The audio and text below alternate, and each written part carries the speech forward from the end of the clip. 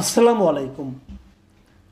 প্রিয় দর্শক, দুদিন আগে আপনারা দেখেছিলেন যে হিউম্যান রাইটস ওয়াচ তারা একটা প্রতিবেদন দিয়েছিল বাংলাদেশের মানবাধিকার পরিস্থিতি সম্পর্কে, এবং সেখানে তারা বলেছিল যে সন্ত্রাস দমন আইনের মাধ্যমে এই সরকার যেভাবে বিভিন্ন রাজনৈতিক দলকে নানাভাবে নিপীড়ন করছে, রাজনৈতিক নেতৃবৃন্দকে নিপীড়ন করছে, তারা সমালোচনা করেছিল। এবং রাজনৈতিক দল যারা নাকি সরকারের নিপীড়নের শিকার হচ্ছে বলে হিউম্যান রাইটস ওয়াচ বলেছিল, তাদের মধ্যে মূলত রাজনৈতিক দল হলো আওয়ামী লীগ। আওয়ামী লীগ সম্পর্কে তারা বলেছিল যে আওয়ামী লীগকে আরও স্পেস দেওয়া উচিত। এবং সেই তাদের লেখাটা, তাদের সেই প্রতিবেদনটা শেষ হয়েছিল এভাবে যে হিউম্যান রাইটস ওয়াচের যে এশিয়া অঞ্চলের উপপরিচালক মীনাক্ষী গাঙ্গুলির একটা বক্তব্য দ্বারা। সেই বক্তব্যটা নিয়ে অনেক কথা বলেছেন। আমিও এর আগে কয়েকদিন আগে এটা নিয়ে আলোচনা করেছিলাম, এবং উনি কী বলেছিলেন সেটা আমি বাংলায় অনুবাদ করে বলেছিলাম। সেটা নিয়ে নানা রকম আপনার বিতর্ক ঠিক বলবো না, অনেকে সন্দেহ পোষণ করেছিলেন যে আসলেই কি ইংরেজিতে উনি তাই বলেছিলেন। তো আমি ওটুকু ইংরেজিটা একটু পড়ে শোনাই আপনাদেরকে। তিনি বলেছিলেন যে the interim government should instead focus on creating conditions for safe and participatory elections.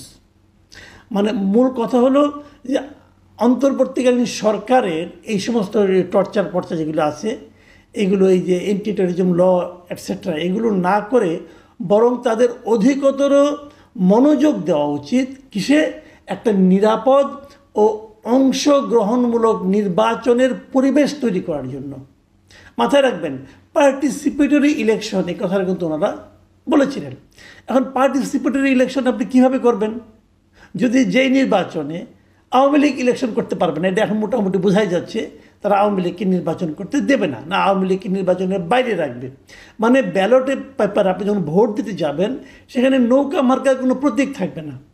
এবং আজকে আমি যেটা দেখলাম যে জাতীয় পার্টির একটা সমাবেশ ছিল, সেটাকেও কিন্তু পুলিশ ভেঙে দিয়েছে। কাজে আমার সন্দেহ হচ্ছে যে লাঙ্গল মার্কাও হয়তো থাকবে না। তো নৌকা মার্কা থাকবে না, লাঙ্গল মার্কা থাকবে না, তারপর আপনি একটা ইতিহাসের সর্বশ্রেষ্ঠ নির্বাচন করে ফেলবেন। সেই নির্বাচন কিভাবে পার্টিসিপেটরি হবে এটা বলা বড় কঠিন। কিন্তু হিউম্যান রাইটস ওয়াচ যত কিছুই বলুক না কেন, এবং উনি কেবল হিউম্যান রাইটস ওয়াচ কেন, আরও 20টা আন্তর্জাতিক সংগঠন যতই অন্তর্ভুক্তমূলক নির্বাচন, অংশগ্রহণমূলক নির্বাচনের কথা বলুক না কেন, যতই বলুক, আলটিমেটলি আওয়ামী লীগ নির্বাচনে সম্ভবত আমার যতটুকু উপলব্ধি হচ্ছে এই সরকারের কর্মকাণ্ড দেখে হয়তো আগামী নির্বাচনে আওয়ামী লীগ থাকছে না। যদি আওয়ামী লীগ না থাকে তাহলে নির্বাচনটা কেমন হবে? আসলে আমার আজকের আলোচনার প্রতিপাদ্য বিষয় হলো এটাই যে আওয়ামী লীগ নির্বাচনে থাকবে না, তাহলে নির্বাচনটা কেমন হবে? তাহলে কার সঙ্গে কার প্রতিদ্বন্দ্বিতা হবে? আপনারা হয়তো সবাই বলবেন কেন বিএনপি এবং জামাত ইসলামের প্রতিদ্বন্দ্বিতা হবে। আমি যদি বিষয়টাকে ঘুরিয়ে বলি, একটা কথা ভাবুন তো, এই বাংলাদেশে যে কোনো পরিস্থিতিতে যদি নির্বাচন হয় এখনকার বাস্তবতায়, জামাত কিন্তু প্রতিদ্বন্দ্বিতা থাকার মতো কোনো দল না। আওয়ামী লীগ এবং বিএনপি নির্বাচনে প্রতিদ্বন্দ্বিতা করবে, কিন্তু যেহেতু আওয়ামী লীগ নেই, জামাত প্রতিদ্বন্দ্বিতা করবে। এবং ইন্টারেস্টিংলি জামাত এখন মনেও করে, জামাতের অনেক নেতৃবৃন্দকে আমি বলতে শুনেছি, ভাবতে শুনেছি, তাদের সঙ্গে আমি আপনার অফ রেকর্ডে কথা বলার সময় শুনেছি, ওনারা আশা করছে ওনারা কিন্তু নির্বাচনে বিজয়ী হয়ে ক্ষমতায় আসতে পারেন। কিসের উপর ভিত্তি করে তারা ক্ষমতায় আসতে চাচ্ছেন? তাদের এই হিসাবটা কি একেবারেই হাস্যকর? তারা কি কল্পনার জগতে আছেন? আমার কিন্তু তা মনে হয় না। তাদের একটা হিসাব আছে। সেই হিসাবটা কি? আমি সেই কথাটাই বলতে চাচ্ছি। সেই হিসাবটা হলো আমার বিবেচনায় আওয়ামী লীগ বলেন, জাতীয় পার্টি বলেন, এরা যদি নির্বাচনের বাইরেও থাকে, তারপরেও আসন্ন যে নির্বাচনটা হবে সেই নির্বাচনে আমার বিবেচনায় মূল ফ্যাক্টর হবে আওয়ামী লীগ। আওয়ামী লীগ নির্বাচনে আসলেও আওয়ামী লীগ মূল ফ্যাক্টর, আওয়ামী লীগকে নির্বাচনের বাইরে রাখলেও আওয়ামী লীগ মূল ফ্যাক্টর। আপনি বলবেন কিভাবে? হ্যাঁ, সেটাই কথা। আওয়ামী লীগের উপর নির্ভর করবে নির্বাচনটা কেমন হবে। প্রথমত ধরেন যে আওয়ামী লীগ সিদ্ধান্ত নেয় যে আমরা কেউ নির্বাচনে ভোট দিতে যাব না, যদি এই সিদ্ধান্তটা আওয়ামী লীগ নেয়, তাহলে এই নির্বাচনে ভোটের পরিমাণ পড়বে অনেক কম, এবং এত কম যেটা নাকি আন্তর্জাতিক পর্যায়ে এই নির্বাচনের বৈধতা নিয়েও প্রশ্ন উঠতে পারে। ওই যে আওয়ামী লীগ সিদ্ধান্ত নেয় যে আমরা ভোট দিতে যাব না, এবং যদি আওয়ামী লীগের কেউ ভোট দিতে না আসে তাহলে, এবং ভোট না দেওয়ার পক্ষে যদি আওয়ামী লীগ তেমন কোনো কিছু কিছু কার্যক্রম করে, তাহলে কিন্তু নির্বাচনের ভোটের উপস্থিতি নিয়ে একটা আশঙ্কা তৈরি হবে। এটা হলো একদিকে, মানে আওয়ামী লীগ নির্বাচনে অংশ না নিলেও এটা হতে পারে। আবার যদি আওয়ামী লীগ সিদ্ধান্ত নেয় আমরা ভোট দেব কিন্তু বিশেষ একটা দলকে পাশ করাবো, সেটা করার অ্যাবিলিটিও আওয়ামী লীগের আছে। মাথায় রাখবেন, আওয়ামী লীগের আসলে অনেক ভোট, যারা আওয়ামী লীগের খুব সমালোচক তারাও কিন্তু বলেন, আমি তাদের অনেককে বলতে শুনেছি, কতই আর হবে আওয়ামী লীগের ভোট, 20%। এটা বলে তারা একটা তুচ্ছতাচ্ছিল্য করার চেষ্টা করে। কিন্তু ইন্টারেস্টিং হলো যে এই যে দলগুলো জামাত এবং বিএনপি, জামাত কিন্তু তাদের ভোট 20% আছে, এটা যদি ভাবতে পারতো তাহলে তারা নিশ্চিত হতো তারা ক্ষমতায় আসবে। জামাতের ভোট তো 10%-এর উপরে না, কিন্তু সে 10% নিয়েও তারা ক্ষমতায় আসতে চায়, স্বপ্ন দেখে। কেন? সেক্ষেত্রে যাকে আপনি তুচ্ছতাচ্ছিল্য করছেন 20% ভোট বলে, তার কতটুকু ক্ষমতা ভাবুন একবার। সেই জিনিসটাই কিন্তু জামাত কাজে লাগাতে চাচ্ছে। আওয়ামী লীগের ভোটটা যদি আওয়ামী লীগ নির্বাচনে ভোট দিতে আসে, আওয়ামী লীগের ভোটাররা যদি ভোট দিতে আসে, আওয়ামী লীগ নির্বাচনে আওয়ামী লীগের প্রার্থী থাকছে না, তারপরেও যদি আওয়ামী লীগ ভোট দিতে আসে, তখন পুরো নির্বাচনটা নির্ভর করবে আওয়ামী লীগের ভোটটা কার কাছে যাবে। দাঁড়িপাল্লায় যাবে, নাকি ধানের শেষে যাবে, নাকি অন্য কোনো মার্কায় যাবে, এই সিদ্ধান্তের উপর।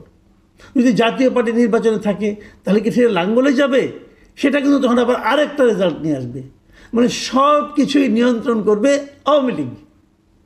এটাই বাংলাদেশের রাজনীতির বাস্তবতা। আপনি মানেন আর না মানেন, এনসিপির ছেলেমেয়েরা যতই লাফালাফি করুক, ভাই এইটাই রিয়েলিটি। যারা আমার এই অনুষ্ঠান শুনছেন, যারা আমার কথা শুনছেন, তারাও জানেন এটাই রিয়েলিটি।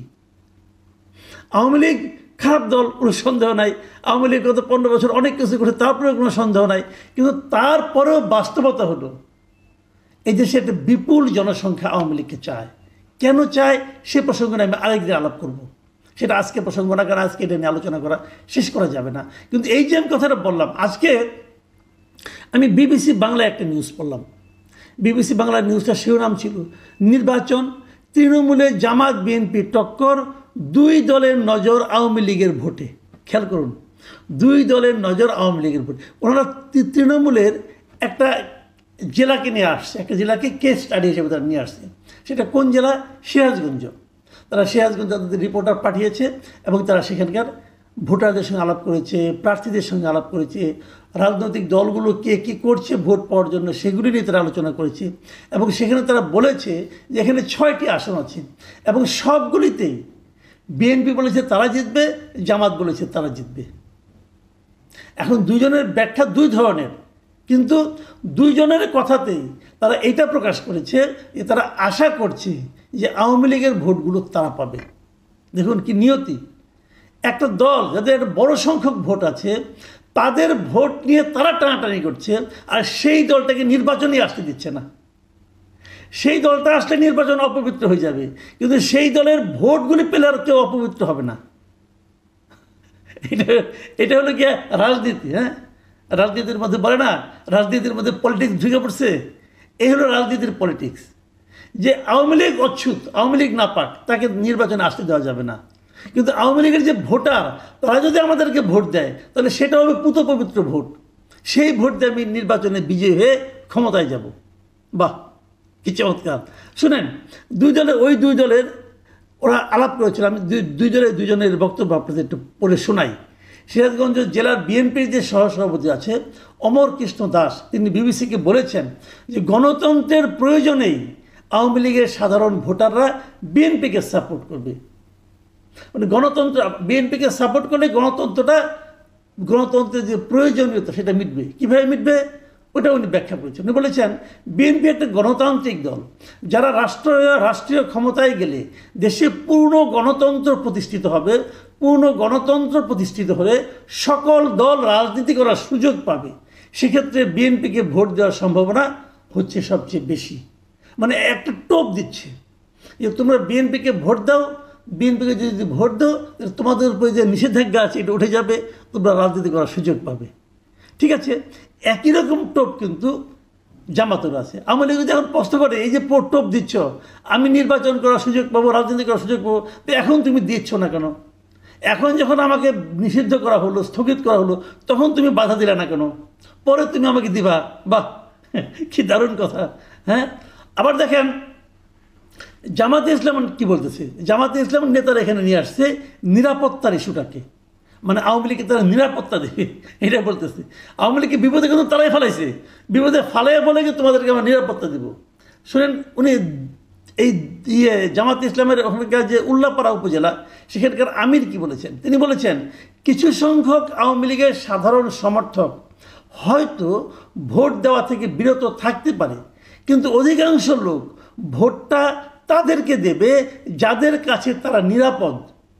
5ই আগস্টের পরে তাদের এরকম অনেকে বিভিন্ন হ্যারাসমেন্টের শিকার হয়েছে, তবে সেটা জামাতের মাধ্যমে হয়নি। ফলে আওয়ামী লীগের সাধারণ ভোটারদের সমর্থন আমরাই পাবো বলে আশা করি। তাহলে আওয়ামী লীগের উপর ভরসা জামাতও করতেছে, আবার আওয়ামী লীগের উপর ভরসা বিএনপিও করতেছে। আবার নির্বাচন কমিশন